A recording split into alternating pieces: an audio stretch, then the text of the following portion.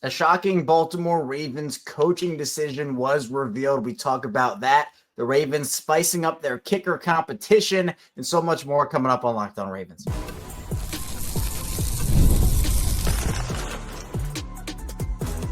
You are Locked On Ravens, your daily Baltimore Ravens podcast. Part of the Locked On Podcast Network, your team every day. Welcome into another edition of Locked On Ravens, your daily Baltimore Ravens podcast. I'm your host, Kevin Oestreicher of Ravens Wire, here with you on the Locked On Podcast Network, your team every day. Thank you so much for being here and making Locked On Ravens a part of your day and your first listen each and every single day. We're free and available on all podcasting platforms, including in video form on YouTube, where you can like and subscribe to the channel, and in audio form where you can follow along and subscribe wherever you get your podcast. For 5 days a week here on Locked On Ravens, Monday through Friday. We have you covered with daily Ravens coverage. Plus, we go live after every single piece of Ravens big news, after every single Ravens game, and we also have some bonus episodes on the weekends when the headlines do permit. And thank you out there to all the everydayers, the first-time listeners, and if you're somewhere in the middle, thank you as well. It is Taco Tuesday here today, just 1 day away from the NFL schedule release officially fully coming out. I know the NFL dropped some games yesterday. There'll be a couple more games dropped today, but obviously the big day is tomorrow at 8 p.m. Eastern time. So we'll be live a little after the fact talking about it. We'll do a little instant reaction live stream, so be sure you check in here on YouTube, or if you can't catch it live, watch it after the fact on YouTube, or listen to it after the fact in audio form. Now, today we're going to be diving into a lot of different topics. A coaching move for the Ravens was revealed, somewhat of a shocking one, honestly, in my opinion. We'll also talk about the Baltimore kicking competition heating up as Baltimore signed some more competition from Tyler Loop. And then Ronnie Stanley, truly stay tuned for the final part of the show, because he opened up on the Players Tribune, and it was one of the most heartfelt pieces and from the heart pieces I have ever read. A bunch of tough topics in there, especially his injury. He opened up on that and his recovery and his process. So we're going to talk about what Ronnie had to say there in the final part of the show. But let's start off with the coaching move, a pretty shocking one. Jeff Zrebiec at The Athletic he put out an article about Jadeveon Clowney, and in this article yesterday, he put out a couple of news notes and opinions. So he talked a lot about the schedule release and some other questions in here that kind of honestly provoke some thought. Jeff does a great job with his work, and be sure you go check out this article. The fifth point revealed a coaching decision that was not announced by the team, and Jeff notes that those moves, those coaching departures don't usually get announced by Baltimore, but Jeff Zrebiec confirms that former assistant special teams coach Sam Koch is no longer on John Harbaugh's staff, no longer a member of John Harbaugh's coaching staff. Now, obviously, Sam Koch, a very decorated Ravens punter, retired a couple of years ago, and he had been working with Jordan Stout, trying to get Jordan Stout on his game and up to a good level. And the Ravens brought in Anthony Levine Sr. in an assistant special teams coach role. So it seems like Anthony Levine maybe not as taken over one for one, although I don't know, because we don't really know a ton about the move. But, if Levine is the assistant special teams coach in that role and Sam Koch was the former assistant special teams coach, again, I don't know if they would have had multiple if Koch returned, but Koch is not going to come back. And obviously, Sam Koch and Justin Tucker, they were close. They were members of this team for a long time together. But Jeff Zrebiec reporting here that Sam Koch's departure was actually finalized earlier in the offseason, long before Justin Tucker was released. So it's an interesting move. Obviously, if you want to relate it back to performance with Sam Koch in terms of who he was working with, and that is Jordan Stout. I mean, I think we can all be honest with each other here. I don't think Jordan Stout has necessarily lived up to the billing, and that's not saying that Stout has been terrible. I think that's unfair. But for being a fourth-round pick, having a few years under his belt, there have been moments for Jordan Stout that I think in year three, or even just as a punter, you should not be having. Stout has shanked a lot of punts, and by a lot I don't mean generally like a lot, but just a lot for a punter. It feels like, it feels like we get a couple of those per season from Jordan Stout, and while he has certainly, I mean, there have been plenty of awesome punts from Jordan over the course of his career, but there have also been like not great moments. It feels like it's been a little underwhelming for Jordan Stout. And I like Jordan personally. Like I'm rooting for Jordan. I feel like he has a ton of potential, but my job here is to be fair. And, I wouldn't be doing my job if I didn't criticize when necessary. And in this instance, I think that, yes, while Jordan's had good moments, there have been too many bad ones for my liking as well. So I don't know if this was motivated by that. I also, there was no clarification in the article about, did Sam Koch just not want to,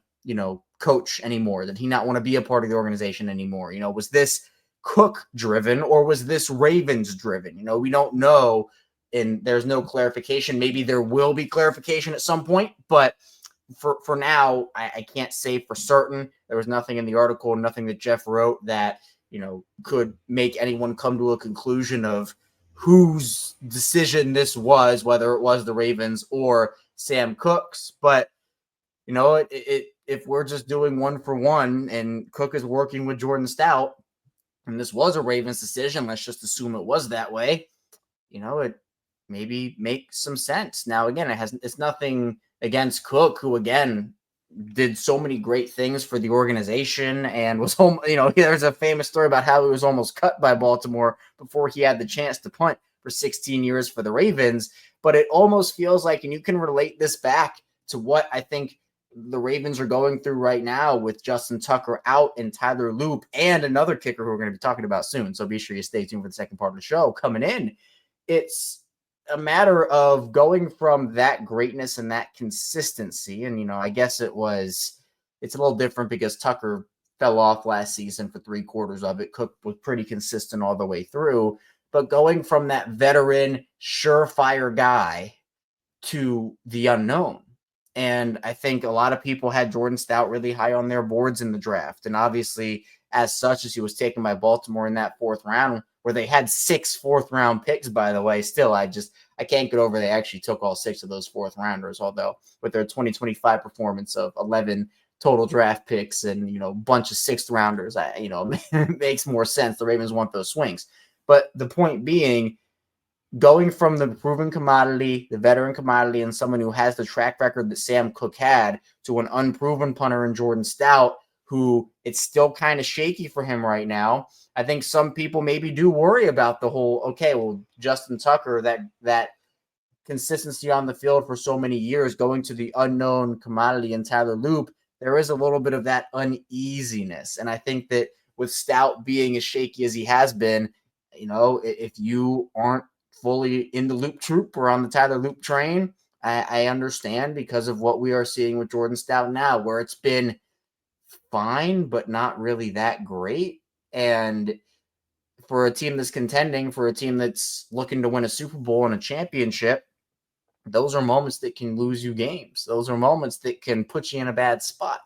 So I don't know what the future holds for Sam Koch. Again, I don't know if this was his decision or not, but you can't deny the greatness that he was on the field or that he had on the field, and you can't deny his impact that he had on the organization. Obviously very well respected in that organization. And again, I know a lot of people are going to connect it to Justin Tucker, but Jeff Rebeck, again, I just want to reiterate the fact that he said that this was finalized long before Justin Tucker was released, and it was finalized earlier this offseason. Now, I can't tell you if it had anything to do with Tucker or not. I truly can't, because I don't know the details of that. And again, maybe one day we'll find that out, or sometime before the season we'll find that out. I'm not sure. I'm not sure the relation to any of that, and I don't want to speculate because, there's nothing to speculate on. I don't know if that was the fact or not. But if we're relating it back to Jordan Stout, then okay. If Justin Tucker had a part to play in that whole situation, then okay, I don't know. But for now, Baltimore is going to need more out of their special team situation. We all know that. And honestly, in all facets of it, from the Wolfpack days of, Tucker in his prime, Koch in his prime, Morgan Cox doing his thing. The Wolfpack days are over officially. I mean, it ended with Justin Tucker's release. Sam Koch was still in the organization, or I guess he wasn't. And then this was just announced here, or, confirmed by Jeff. But those days are over. It's the new era, new wave. Tyler Loop, Nick Moore, and Jordan Stout. That is the future, or at least the immediate future of the Baltimore Ravens special teams group. But I mean that, like, hey, they need more consistent kicking. They need more consistent punting. They need a return game, right? Special teams has been one of the lifebloods of this team ever since John Harbaugh took over in 2008. We know that with the special teams background, right? Obviously, there's a rich history there with John Harbaugh. But it really does feel like that unit has fallen off over the last, I don't know the time frame I want to put on it, anywhere from 3 to 5 years. It really feels like, even in kick coverage and punt coverage and allowing chunks there, penalties, missed kicks, bad punts, returns that go nowhere. It just feels like that unit has fallen off. And if you've been listening to me on this show really for the past 3 to 5 years, it's been something I've talked about a lot here, that it's been underwhelming, especially with the expectation of special teams in Baltimore and everything that has, transpired over the start of the 2020s, that 2010s, that entire decade. They were so consistent in that category for the most part. It just doesn't feel that way right now. So hopefully, this new era of special teams, and, you can even throw some other return options in there like LeJontay Wester, et cetera. Hopefully, this new era, I guess, with Anthony Levine as a special teams coach too now. I guess he is the remaining part of that 2010 squad. Hopefully it can provide Baltimore with improved play there because, again, special teams is so important and they certainly need it. But Sam Koch out, Jess Rebeck reports, and we will see how it affects everything when it comes to Baltimore special teams, and particularly, obviously, with Jordan Stout in that punting game. Coming up in the second part of the show, we're not done talking special teams. Baltimore's kicker competition, it is officially heating up. The Ravens sign, in my opinion, someone who's an underrated kicker to compete with Tyler Loop for the vacant starting kicker job that did belong to Justin Tucker for so long. So be sure to stay tuned. A lot coming up on the show. First, the show is brought to you by FanDuel. The NBA playoffs, they're in full swing, and every night delivers highlight-worthy performances, major momentum shifts, and can't-miss moments, whether it's a game-winning shot or a breakout player. There's never been a better time to get in on the action. FanDuel makes it easy to stay in the game before tip-off and live with player props, performance trends, and same-game parlays. Fans have more ways than ever to play smart and win big. Now, I'm a Denver Nuggets guy. The Nuggets, it's tied 2-2 with the Thunder. Game 5 is tonight. Nuggets are 10.5-point underdogs to the Thunder. Now, for me, I'm feeling good about Jamal Murray, Nikola Jokic, and Jalen Williams all going over 25 points in this game over on FanDuel. So I feel like I've got a read on who's heating up just by watching the series. And for me, I'm going to back that up with the same game parlay and adding $200 in bonus bets to that. My first $5 bet hits on that. It's super exciting. So if you're new to FanDuel, it's the perfect time to sign up. Head to FanDuel.com and place your first $5 bet. If it wins, you'll get $200 in bonus bets. Make every moment more. A FanDuel official sports betting partner of the NBA. Back on Locked On Ravens, Kevin Oestreicher here with you on this Tuesday. Again, just one day away from the NFL schedule release. The NFL really, it's just a league that never sleeps. And that, honestly, a lot of leagues are like that. But the NFL is just a different beast, in my opinion. Like, you get to the end of the Super Bowl, free agency is right there, then the draft sneaks up on you, then you got the schedule release, and even in between that, you got like the Combine, the Senior Bowl. Everything's going crazy. Then before you know it, guys will be back at the facility for off-season workouts, and we'll get into training camp preseason, and then boom, regular season is back, and we'll just do it all again. And I'm looking forward to it. But one of the competitions, and we'll certainly get into roster competitions and spots where guys are going to be competing as the offseason goes on and the training camp kicks off. But obviously all eyes are on that kicker competition. Obviously Justin Tucker's out, and that's very well known.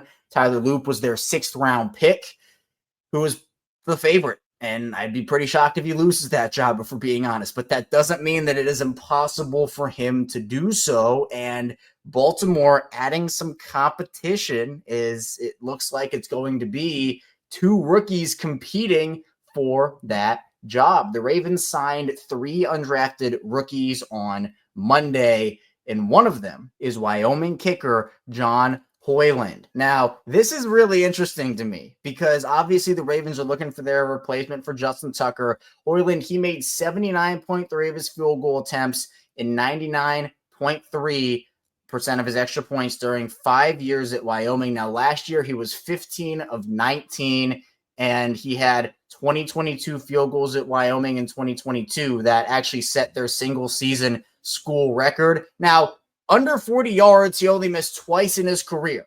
But when you look at last season, 3 of his 4 misses were from 50 or more yards. So you look at his stats, it's something that I feel like with Loop has that NFL ready leg. You know, he's hitting from 65, 70, 75, and now obviously that's in shorts. But still, I feel like there's a lot of different things that these two kickers bring to the table. Obviously, the experience that both of these guys have is important. And, you know, it's not that much different between Tyler Loop and John Hoyland here when it comes to their actual stats, because I think that, you know, overall, you want these rookies to be able to compete. Now, again, there's about a 4% difference when it comes to career field goal percentage between the two. Loop obviously kicked 83.8% on field goals in college, and Hoyland, I mentioned, is 79.3. Extra points, Loop was at 98.4%. and Hoyland at 99.3%. So I think that Loop is going to be the one that has the bigger leg, but Hoyland brings qualities to the table as well. And, you know, I think it'd be foolish for us to just kind of lock Tyler Loop into this job. Now, you know, for being realistic, it has to be like at least a 90% chance that he wins this thing. Like it would have to take a pretty historic collapse from Tyler Loop and a pretty much perfect preseason for John Hoyland to have these tables flipped. Obviously, Baltimore invested draft capital in Tyler Loop. I'm not coming up here and telling you that, oh, wow, John Hoyland all of a sudden is the favorite to win this job. No, absolutely not. But the competition, I think, will be good, honestly, for both guys. And how I think this will probably play out is Hoyland will find his way onto Baltimore's practice squad if everything goes right, or they'll just trade him for a 5th-round pick like they always do. You know, Eric Costa somehow finds ways to just trade these guys away for 5th-round picks and then turn those guys into, you know, the next great late-round draft pick the Ravens always have. Seems like every couple of years that happens. But truly, like, if we're being serious, I think that Loop makes the roster, right? That's, to me, a pretty big no-brainer. But then Hoyland probably sticks around. I think so, unless, again, he's just terrible and does nothing for them. So I think, to me, adding the competition is good. 2 guys that I think can compete in different ways. And, you know, at this point, like, what do you have to lose? I mean, this is the route they're going. The Ravens are trying to find their next great kicker. And, you know, you could argue going and you know, bringing in a veteran for kicker competition and, oh, well, it's better to have the vet. You know, I think that's probably what some people are saying. And look, if you have that mindset, I don't necessarily disagree with you, but just looking right now, this was updated in March, so I'm not sure if this is, let me see if I can find actually a newer updated article here. It looks like the guys that are actually available right now in free agency at that position, you can go out there and you could sign a guy like Nick Folk or Austin Seibert, Matt Prater, Eddie Pinheiro. You could. I mean, it's not impossible. Greg Joseph, Zane Gonzalez, but I just don't think that Baltimore's in that market right now, which, again, I don't necessarily agree or disagree with. I mean, it feels like Loop is going to be the guy. It's just going to come down to, in my opinion, who would you rather have as a practice squad kicker? And I'm fine with them having another rookie if that's what it is. Because honestly, you know, they're not in the situation that I think they were in last season, which when we were talking about Justin Tucker and should they move on, should they bring in another vet, which, by the way, there was not a kicker on the market last year. You know, you just kind of had to ride it out with Tucker and hoped he turned it around, which he did. I mean, after the bye, he certainly did. But I think now you just have to kind of look at it as the Ravens, if stuff goes wrong with Loop or Hoyland or whatever, they're not committed to those guys. I think the way that they were with Tucker and like in the hopes of that he could turn it around, right? At that point, it was like, are you going to trust a guy like, I don't even remember. I think it was like Randy Bullock. You're going to trust Randy Bullock over Justin Tucker? I mean, no, you just kind of ride out Tucker's struggles and see if he can get it together. And he did. But at this point, it's like, well, if Loop struggles and there are still quality vets available, okay, then you can make that change. And it's not going to cost you money, or at least not the amount it would have cost to move on from Justin Tucker. And you can make that change pretty quickly. So competition, I think, will be good for all fronts. I think it'll push both guys. And, any pressure situations, pressure moments that these guys can get leading up to the NFL game and what that looks like, it's going to be really important. So, Hoyland, a member of the Ravens, we will see how that competition shapes up. Coming up, though, in the final part of the show, Ronnie Stanley on the Players Tribune opened up about his devastating injury and other things about him that, to me, honestly, was one of it came from the heart, and you can certainly tell it did from Ronnie Stanley. So be sure to stay tuned. We'll talk about what Ronnie had to say coming up next on Locked On Ravens.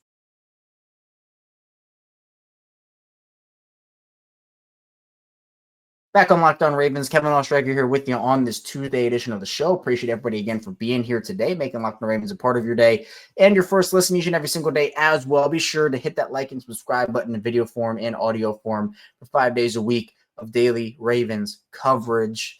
Let's talk about Ronnie Stanley. Ronnie obviously is one of the heartbeats of this Ravens team for a while now, since coming into the league, honestly, back in 2016.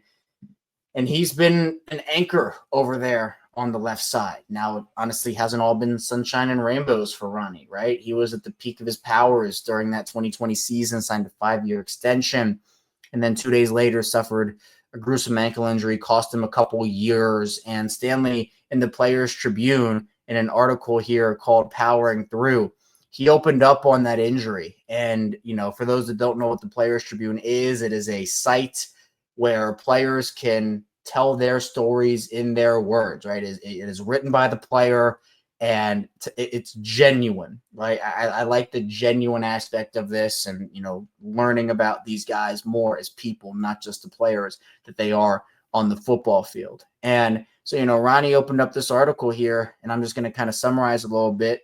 And please go read the full article on the Players Tribune. I guarantee you it's a great read and just gives you an insight into who Ronnie was. But Ronnie talked about, hey, football has been the biggest passion in his life, and he's obsessed about his technique. He views what he does as an art, and he's so invested in everything that he worked so hard for there. He's motivated to be the best, but everything changed with that ankle injury, where he says the ankle got rolled up on against the Steelers, and he said, I feel like it could have been avoided, but what can you do? And he talked about he was getting on the cart. He had his left leg in the air cast. He broke his leg. He dislocated his ankle. Now, he opened up on the extent of the injury, too. He said he tore up everything in the ankle besides his deltoid ligament, which is one of the strongest ligaments in the body.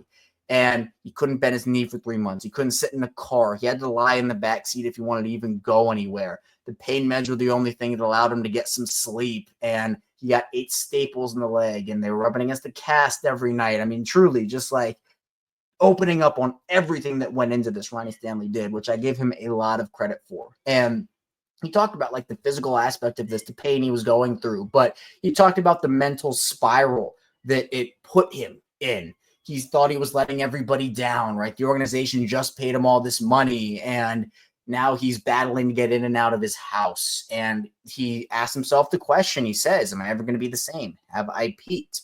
And he said his brain was spiraling 24/7. He was feeling depressed and anxious to rehab through the injury and just to get back on the field and playing like himself again.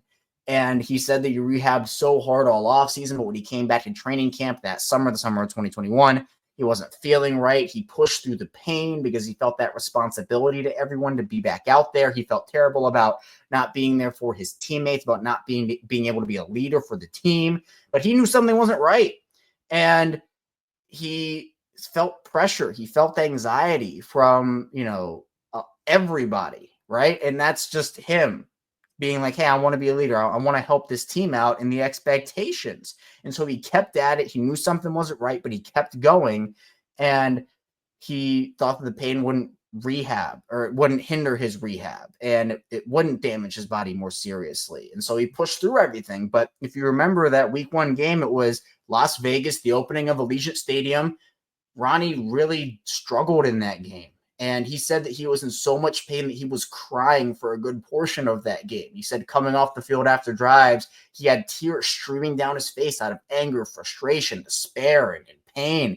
Felt like he was letting down his team. He said he played terribly. He knew it, and that it hurt all the more because he just couldn't do what he should have been doing out there on the field, and they lost as well. So that certainly didn't help. And so they did an MRI after the game, and it turned out that deltoid ligament looked like it was completely torn. That was the only thing he didn't tear the season before. And so they tried to rehab for 6 weeks after that because doctors apparently felt like it maybe wasn't actually torn, that rehab would just make it better. But if it was torn, it'd be about an 8 to 12 month recovery. And then after that, it wouldn't even be a certainty that it would work normally after the procedure happened. And so he, it was just another lost season for him. And,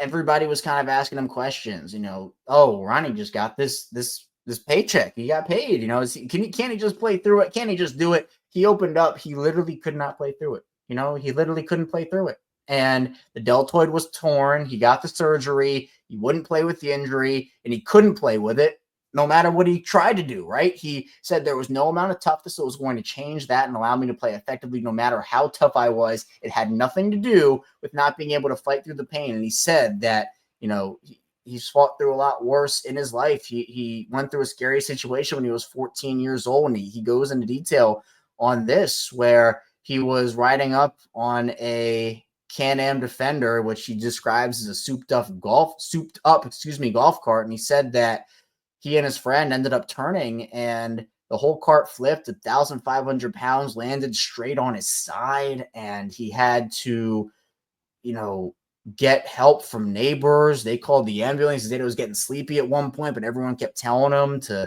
stay awake until the ambulance came. And when they got to the hospital, they took him straight into ICU. He pulled through after a week in the ICU. He had a shattered side of his body, and the doctors told him that if the cart had landed a few inches to the left, it would have crushed his head. And he said he was in a wheelchair for months after that. Casts, arms, feet, whatever it would be.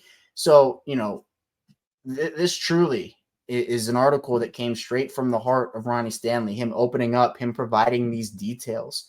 And, he talked a lot about his bond with his adopted dogs. He said that adopting Lola is his dog's name. He adopted Lola on his own. It was the first dog he ever adopted on his own right when he got to the NFL. And, Lola changed his life. And, through the dark days, he has 2 rescue dogs, Lola and Rico, as well as another one. So he talked about his passion, to help rescues. And honestly, I had Ronnie on the show. He talked about that with me as well.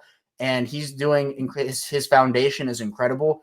And Ronnie is super down to earth. He's super genuine. I didn't get the opportunity to talk to Ronnie for that long, but I did get the opportunity.